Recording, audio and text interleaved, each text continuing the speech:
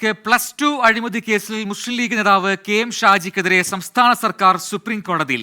K M. ഷാജിയുടെ വാദം തെറ്റാണെന്നും കേസ് രാഷ്ട്രീയ പ്രേരിതമല്ല എന്നും സർക്കാർ കോടതിയെ അറിയിച്ചു. മുസ്ലിം ലീഗ് പ്രവർത്തകരും മുൻ ഭാരവാഹികളുമാണ് കേസിലെ സാക്ഷികൾ. ആർ രാധാകൃഷ്ണൻ നൽകും ഡൽഹിയിൽ നിന്ന് കൂടുതൽ വിവരങ്ങൾ. ആർ.കെ., ഈ കേസ് ഇപ്പോൾ ഈ രീതിയിൽ സുപ്രീം കോടതിയിൽ എത്താനുള്ള സാഹചര്യം എന്താണ്? സർക്കാർ ഇങ്ങനെ ഒരു നിലപാട് അറിയിക്കാനുള്ള സാഹചര്യം കൂടി വ്യക്തമാക്കും.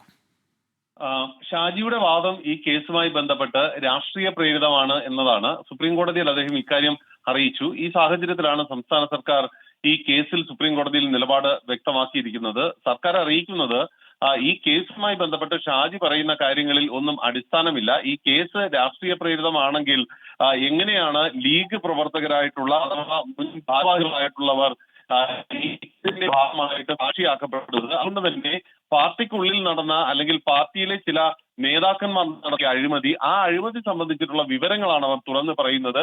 ഇത് രാഷ്ട്രീയ പ്രേരിതമല്ല, നടന്നത് അഴിമതിയാണ് എന്നത് വ്യക്തമാണ് എന്നാണ് സുപ്രീം കോടതിയിൽ സംസ്ഥാന സർക്കാർ വ്യക്തമാക്കുന്നത്. ശരി, ആർ രാധാകൃഷ്ണനാണ് ഡൽഹിയിൽ നിന്ന് വിശദാംശങ്ങൾ നൽകിയത്.